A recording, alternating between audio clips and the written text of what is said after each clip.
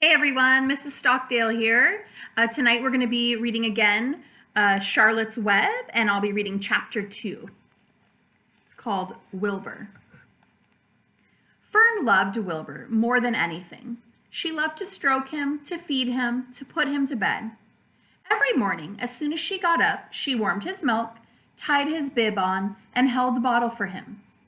Every afternoon when the school bus stopped in front of her house, she jumped out and ran to the kitchen to fix another bottle for him.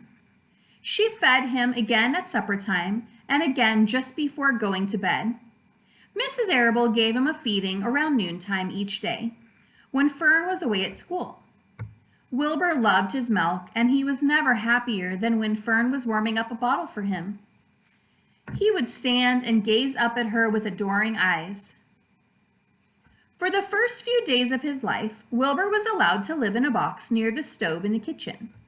Then, when Mrs. Arable complained, he was moved to a bigger box in the woodshed. At 2 weeks of age, he was moved outdoors. It was apple blossom time, and the days were getting warmer. Mr. Arable fixed a small yard specially for Wilbur under an apple tree and gave him a large wooden box full of straw, with a doorway cut in it so he could walk in and out as he pleased. "Won't he be cold at night?" asked Fern. "No," said her father. "You watch and see what he does." Carrying a bottle of milk, Fern sat down under the apple tree inside the yard. Wilbur ran to her, and she held the bottle for him while he sucked. When he had finished the last drop, he grunted and walked sleepily into the box. Fern peered through the door. Wilbur was poking the straw with his snout. In a short time, he had dug a tunnel in the straw. He crawled into the tunnel and disappeared from sight, completely covered with straw. Fern was enchanted. It relieved her mind to know that her baby would sleep covered up and would stay warm. And there's Fern and Wilbur. Every morning after breakfast, Wilbur walked out to the road with Fern and waited with her till the bus came.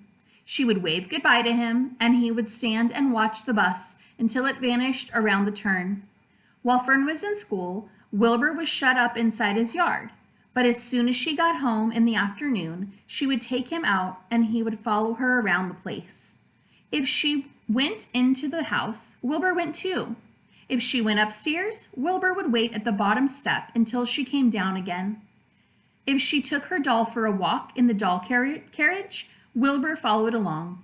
Sometimes on these journeys, Wilbur would get tired, and Fern would pick him up and put him in the carriage alongside the doll. He liked this, and if he was very tired, he would close his eyes and go to sleep under the doll's blanket. He looked cute when his eyes were closed because his lashes were so long. The doll would close her eyes too, and Fern would wheel the carriage very slowly and smoothly so as not to wake her infants. One afternoon, Fern and Avery put on bathing suits and went down to the brook for a swim. Wilbur tagged along at Fern's heels. When she waded into the brook, Wilbur waded in with her. He found the water quite cold, too cold for his liking. So while the children swam and played and splashed water at each other, Wilbur amused himself in the mud along the edge of the brook.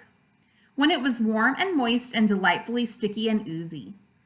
Every day was a happy day, and every night was peaceful.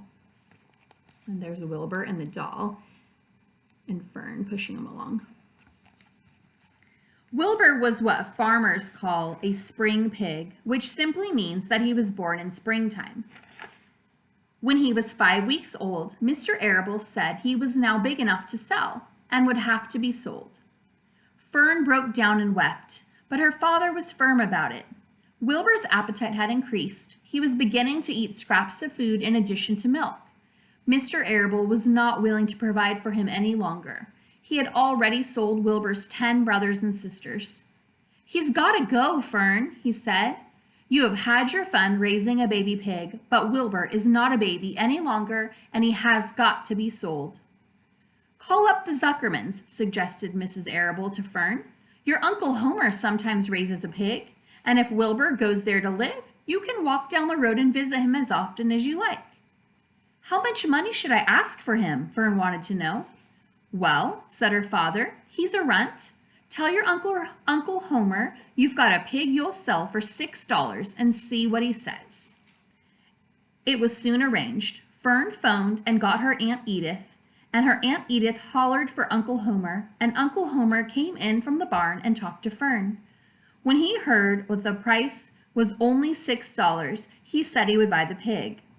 Next day, Wilbur was taken from his home under the apple tree and went to live in a manure pile in the cellar of Zuckerman's barn.